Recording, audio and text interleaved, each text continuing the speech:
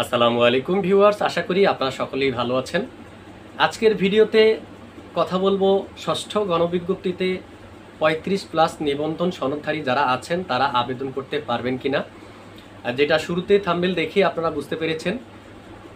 আসলে আপনারা ভিডিওটি সম্পূর্ণ দেখে তারপরে আপনি কমেন্ট করবেন। আপনার যদি কোনো পরামর্শ থাকে সেটি আপনারা অবশ্যই আমাকে কমেন্ট বক্সে জানাবেন। তো আপনাদের কাছে রিকোয়েস্ট, সম্পূর্ণ ভিডিওটি দেখেই আপনি আপনার মূল্যবান মন্তব্যটি করবেন। আর ভিডিওটি দেখার আগে আপনার কাছে ছোট্ট একটি রিকোয়েস্ট, আপনি যদি আমার চ্যানেলে নতুন হয়ে থাকেন তাহলে চ্যানেলটি সাবস্ক্রাইব করে পাশে থাকা বেল আইকনটি বাজিয়ে রাখুন। এনটিআরসি এর সকল তথ্য সবার আগে আমি আপনাদেরকে দেওয়ার চেষ্টা করি। এই ভিডিওটি করার উদ্দেশ্য, অনেকেই আমাকে ফোন করেছেন বা আমার পরিচিতজন যাদের সাথে ফেসবুকে যোগাযোগ হয়েছিল বা এই চ্যানেল থেকে অনেকে কানেক্ট হয়েছেন আমার সাথে এর আগে, তো তারাও অনেকে আমাকে এই কোশ্চেনটাই করেছেন যে আপনি তো এনটিআরসি এর তথ্য নিয়ে ভিডিও বানান, আপনার চ্যানেলে দেন, তাহলে আপনার কাছ থেকে আমরা একটা বিষয় জানতে চাই, আপনার জানা আছে কিনা বা আপনি কি মন্তব্য করছেন এরকম একটা তথ্য জানতে। তো আমি বললাম সেটা কি।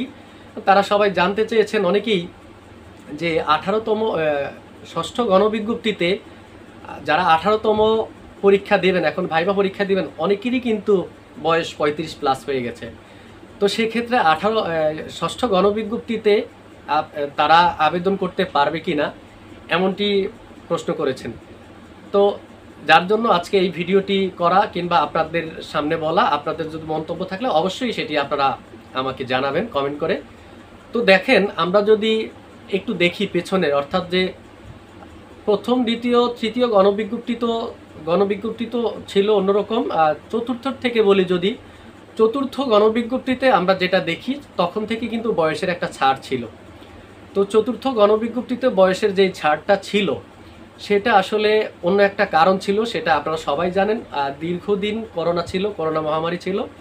এর জন্য সেখানে আমরা যেটা দেখেছি যে 21শে ডিসেম্বর 2022 খ্রিস্টাব্দে কিন্তু সেটা বিজ্ঞপ্তি প্রকাশ হয়, যেখানে আমি এখানে তুলে রেখেছি যে আপনাদের মনে আছে কিনা, সেখানে 2 বছর 9 মাস অর্থাৎ এই 33 মাস কিন্তু ছাড় দিয়েছিল।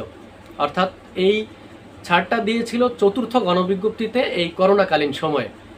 তো এবার চলে আসুক, তখন কিন্তু 40টা প্রতিষ্ঠান পছন্দের ছিল, বা 40টা প্রতিষ্ঠান পছন্দ করেই কিন্তু যারা আবেদন করেছেন তারা এই 40টা প্রতিষ্ঠানের পরেও তাদের পছন্দ দিয়েছেন, যেটা এই 40টা প্রতিষ্ঠানের মধ্যে যদি তিনি না পান, বাংলাদেশের যে কোনো জায়গায় যদি তিনি চাকরি করতে ইচ্ছুক, সেখানে একটা ইয়েস নো অপশন ছিল, সেটা আপনারা জানেন যারা আবেদন করেছেন। পঞ্চম গণবিজ্ঞপ্তিতে সেম একই রকম ছিল। তো এই পঞ্চম গণবিজ্ঞপ্তিতে কি বয়সের ছাড় দিয়েছিল কিনা আপনাদের মনে আছে কিনা দেখেন।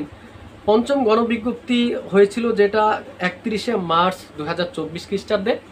সেখানে কিন্তু 3 মাস, কি বলে, 1 জানুয়ারি থেকে 2024 খ্রিস্টাব্দ।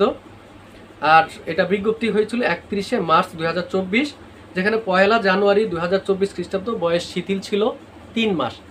তো দেখেন, চতুর্থ গণবিজ্ঞপ্তিতে আপনার 33 মাস বয়সের ছাড় ছিল, পঞ্চম গণবিজ্ঞপ্তিতে ছিল মাত্র 3 মাস। এখন কথা হচ্ছে, তাহলে ষষ্ঠ গণবিজ্ঞপ্তিতে কি বয়সের ছাড় দেবে কিনা। আমরা এই দুইটা গণবিজ্ঞপ্তির ওই করোনাকালীন যে সময়ের যেটা দিয়েছে, আসলে আন্তরিকতা ছিল এনটিআরসি এর জন্য সেটা সেখানে বেশ মানে এতটা মাস সময় পেয়েছে, বয়সের ছাড় দেওয়া হয়েছে। চতুর্থ গণবিজ্ঞপ্তিতে 3 মাস, এবং এই ষষ্ঠ গণবিজ্ঞপ্তিতে আশা করি আমরা 3 থেকে 6 মাস, কিংবা যদি কর্তৃপক্ষ চান তাহলে তারও বেশি সময়ও দিতে পারেন, বয়সের ছাড় দিতে পারেন। কেননা আমরা দেখেছি 18তম যে সার্কুলার হয়েছে, সেই সার্কুলার থেকে আজ অবধি, কিংবা এই যে এখন পর্যন্ত ভাইবা পরীক্ষা শেষ হয়নি, তো ভাইবা পরীক্ষা শেষ হবে এবং চূড়ান্ত রেজাল্ট দিবে, অর্থাৎ এই সময়ের মধ্যে কিন্তু 1.5 বছরের মতো সময় কিংবা তারও বেশি সময় লাগতে পারে। তো এই সময়টুকু যেহেতু চলে যাচ্ছে, তো অনেকেরই হয়েছে কি, এই 18তম শিক্ষক নিবন্ধন পরীক্ষায় পাশ করেছেন, রিটেন পরীক্ষায় পাশ করেছেন, ভাইবা পরীক্ষা শেষ না হতেই তার হচ্ছে 35 বছরের বেশি হয়ে গেছেন, এমন অনেকেই কিন্তু আছেন। এর জন্য অনেকেই কিন্তু, আমার পরিচিত কয়েকজন আমাকে বলছেন যে 35 বছরের যদি সুযোগ না থাকে তাহলে আমি তো ভাইবা পরীক্ষা দেবো কি, আমার তো 35 বছরের বেশি হয়ে যাচ্ছে, সেক্ষেত্রে ষষ্ঠ গণবিজ্ঞপ্তিতে কি আমি আবেদন করতে পারবো কি না। তো এরকম যদি অনেকেই থাকেন তাহলে আমি সবাইকে বলবো, রিকোয়েস্ট যে আপনারা রিটেন পরীক্ষায় উত্তীর্ণ হলে ভাইবা পরীক্ষা মিস করবেন না, অবশ্যই আপনারা ভাইবা পরীক্ষা দেবেন। কারণ আপনার এই যে 1.5 বছরের বেশি সময় লেগে যাচ্ছে, এই সময়টা বিবেচনা করে আপনাকে কিন্তু বয়সের ছাড় দেবে ইনশাল্লাহ। সেটা 3 মাস, 6 মাস কিংবা তারও বেশি হতে পারে, তবে বয়সের ছাড় দেবে আমি মনে করি। তো এটা আমি বিভিন্নভাবে অনেকের কাছ থেকে আপনারা যেমন জানতে চেয়েছেন, আমিও ভিডিও করার আগে অনেকের কাছ থেকে আমিও জেনেছি এই বিষয়টা। আর তাছাড়া আপনি চিন্তা করে দেখেন, গত বিজ্ঞপ্তিগুলোর কথা চিন্তা করে দেখেন, কিংবা এই যে সময়টা এখন, এই যে ভাইবা পরীক্ষা শেষ না হতেই 35 বছর হয়ে যাচ্ছে। তো আসলে এনটিআরসি এর যথেষ্ট বর্তমানে আমরা যেটা দেখি, যথেষ্ট আন্তরিকতার সাথে কিন্তু কাজ করছে এবং আন্তরিকতা আছে। আমরা যেটা জানি, যেটা আমরা কিছুদিন আগেও যেটা দেখেছি, এই যে এনটিআরসি এর চেয়ারম্যান বলেছে যে এনটিআরসি এর নীতিমালায় এই ষষ্ঠ গণবিজ্ঞপ্তি নিয়ে যখন প্রশ্ন উঠেছিল যে ষষ্ঠ গণবিজ্ঞপ্তি এবং যে 19তম শিক্ষক নিবন্ধন নিয়ে যে কথা উঠেছিল, তখন বলেছে যে এনটিআরসি এর নীতিমালায় কাজ করবে। তো এনটিআরসি এর নীতিমালায় অনেকেই ভয় পাইলেন যে আসলে নীতিমালায় 35 বছর প্লাস যারা, তাদের তো এই নীতিমালায় তারা আবেদন করতে পারবে কিনা।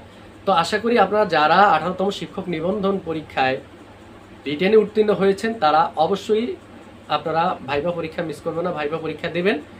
আর আপনাদের জন্য শুভকামনা, দোয়া রইল। তো ভিউয়ার্স, আপনার কোনো মূল্যবান মন্তব্য থাকলে সেটি অবশ্যই আপনি কমেন্ট করে আমাকে জানাবেন, এবং পরামর্শ থাকলেও সেটি আমাকে বলবেন।